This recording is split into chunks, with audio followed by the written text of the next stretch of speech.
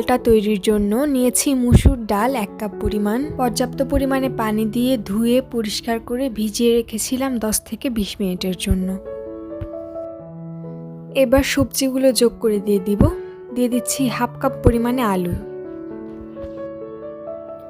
Half cup পরিমাণ ফুলকপি, half cup পরিমাণ টমেটো কুচি,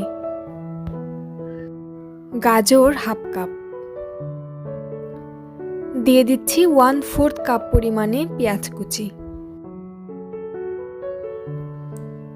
10 থেকে 15টি কাঁচামরিচ, ঝালটা আপনারা আপনাদের টেস্ট অনুযায়ী কমিয়ে বা বাড়িয়ে নেবেন, 1/4 কাপ পরিমাণে রসুন, আরও দিয়ে দিব 2 টেবিল চামচ পরিমাণ ধনে গুঁড়ো, 1 টেবিল চামচ হলুদ গুঁড়ো,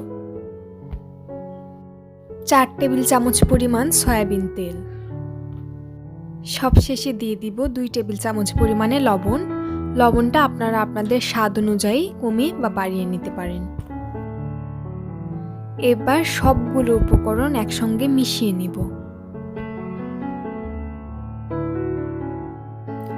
মেশানো হয়ে গেলে দিয়ে দিচ্ছি 1 লার্জ কাপ পরিমাণে পানি।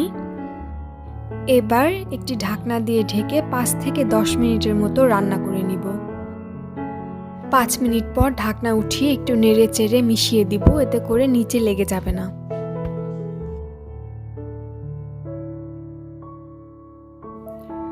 প্রপার 15 মিনিট পর ঢাকনা উঠিয়ে একটি স্প্যাচুলা অথবা ডাল ঘুটনির সাহায্যে সবজিগুলো আমি ভেঙে দিব।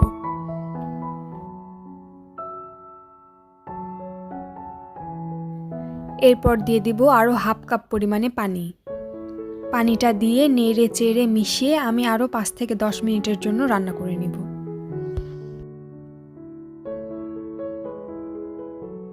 5 মিনিট পর ঢাকনা উঠিয়ে আমি দিয়ে দিচ্ছি 1 কাপ পরিমাণে ধনিয়া পাতা কুচি। এতে করে খুব সুন্দর একটা ফ্লেভার আসবে, তবে কেউ যদি পছন্দ না করেন তবে স্কিপ করতে পারেন। এর সাথে ডালটা কিন্তু তৈরি হয়ে গেল। এবার তারকার প্রিপারেশনে চলে যাব। তারকাটি দেওয়ার জন্য এখানে নিয়ে নিচ্ছি 1/4 কাপ পরিমাণে সরিষার তেল। সরিষার তেলের তারকাটা বেশি মজা হয়। দিয়ে দিচ্ছি 8 থেকে 10 কোয়া রসুন। রসুনগুলো সামান্য একটু ভেজে নিয়ে দিয়ে দিব 4 থেকে 5টি আস্ত শুকনো মরিচ। শুকনো মরিচ দিয়ে একটু ফোড়ন উঠিয়ে দিয়ে দিব 1/4 কাপ পরিমাণে লাল মরিচের গুঁড়ো। ইন্ডিয়ান রেস্টুরেন্ট বা ধাবাতে গুলো কিন্তু অবশ্যই লাল মরিচের গুঁড়োটাই ব্যবহার করা হয়। আপনারা চাইলে কাশ্মীরি লাল মরিচের গুঁড়োটাও ব্যবহার করতে পারেন।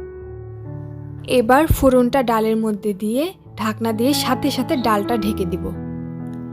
এতে করে তারকার ফ্লেভারটা আরও বেশি